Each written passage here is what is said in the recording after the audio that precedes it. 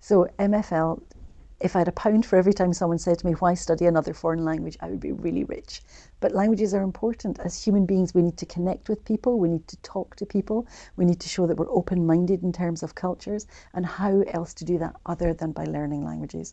And that's something we very much strive to do as a department, is to show girls the application for their languages, the relevance of their languages, and the importance of languages in the 21st century.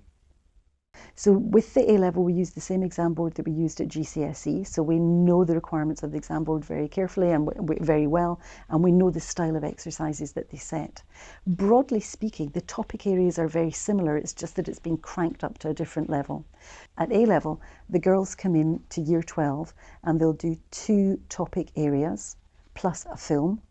And when they move into year 13, they'll do another topic area and they'll study a book. And then when they get to the end of year 13, they'll be examined on the 2 years' work. In year 13, the 4th topic area for the pupils is different depending on the subject that they're studying. So for example, for French, they'll study the occupation of France during World War II. For German, they do the reunification post-World War II, reunification of Germany. And for Spanish, they do the Franco dictatorship. So the A-level is very much about the culture of the countries whose languages they're studying. A-level, it is a new A-level that was brought in quite recently, and it's more about the culture of the country and other countries that speak that language. So for example, in French, it's about France, the culture and language of France and French-speaking countries. Same for Germany, same for Spain. So you're learning a much broader curriculum. You're not just learning about one specific country. The topic areas will be familiar to the girls. They start talking about various issues back at GCSE level, but at A-level they're doing it in much more depth. The oral exam is more rigorous, so they'll choose something called an independent research project, which is a little bit like an EPQ, but in a foreign language.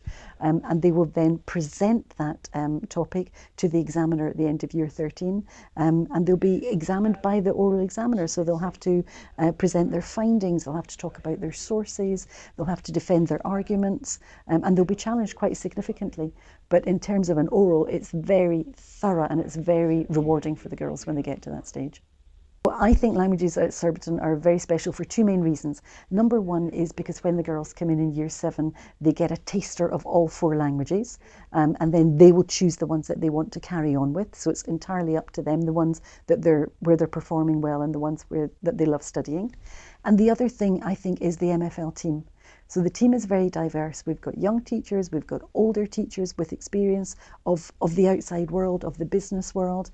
We're very fortunate to have 3 native speaking language assistants who spend time with year 10, at the end of year 10, with year 11, all the way through year 11, and one-to-one with our year 12 and 13 students.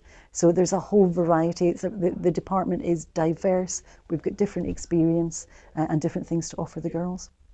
And everyone is hugely passionate about their own language. And also, a large number of the teachers teach more than one language.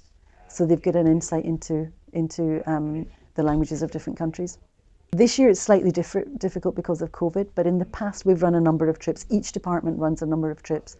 So for example, we have an exchange for year 8 pupils in French. We go over to Fontainebleau with a school, with an international school there, which is a wonderful experience.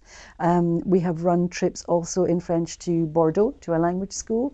We've taken girls to a language school in Nice, and we've had cultural and linguistic trips to Paris as well.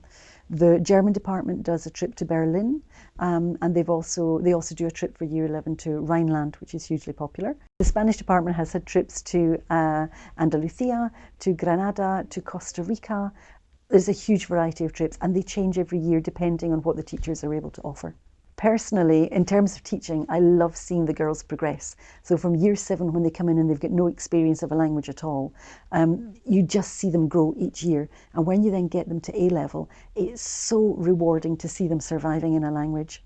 But for me, the driving force is, I know that some pupils won't want to carry on with languages. So for them, it's going to be about the practicalities of the language. If they go on an interrailing holiday, they can buy their train ticket, or they can buy a ticket for a museum, or they can survive and buy their food. It's going to be a very practical application for maybe the non-linguists, and that's really rewarding. They'll get a tremendous buzz from that. But for the girls who really are linguists, who want to go into university and beyond, it's knowing that they'll go abroad, for that year abroad as part of their university studies, and they'll start to dream in the language, they'll start to use idiosyncratic phrases, they'll use idiomatic expressions, they will just embrace the culture of the language, and they'll come back so enriched as people. That it's seeing people go through that experience that's so rewarding.